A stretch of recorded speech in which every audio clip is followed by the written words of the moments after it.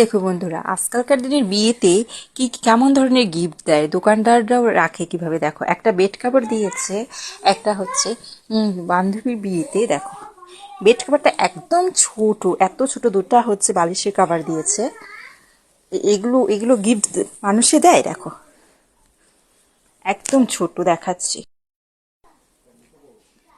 একদম ছোট বেড কাভারটা। মনে হয় একটা হবে জানালার পর্দাও হবে না ঠিক মতন। দরজার পর্দা দেখো, দরজার পর্দার মতন এরকম ছোট, কহাত, একদম ছোট।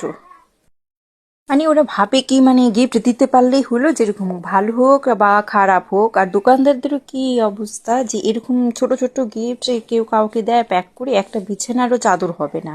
হ্যাঁ, এসব গিফট কেউ কাউকে দেয় তো ভালো। এরকম ছোট ছোট কেউ দেয়, এক হাতে কাপড়ের এরকম ছোট ছোট কেউ বেড কভার দেয়।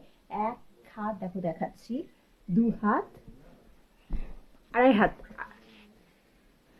আড়াই হাতের বেড কভার, আড়াই হাতের বেড কভার। এগুলো দোকানদারও কি এগুলো কেন বিক্রি করে? একটা কাউকে যে দিব গিফট, একটা বিছানাও বিছাতে পারবো না। দেখো কতটুকু হয়, হাফ বিছানাও হয় না। এগুলো কেউ গিফট করে বিয়েতে? দেখো তো। হ্যাঁ, আপনারা কিন্তু করবেন না কারো বিয়েতে এই সমস্ত গিফট, একদম ভালো না এগুলো। যত সব হয় টাকাটাই শুধু দিক। মানুষকে যে একটা গিফট দিবে, একটু ভালো গিফটটা দেওয়ার উচিত।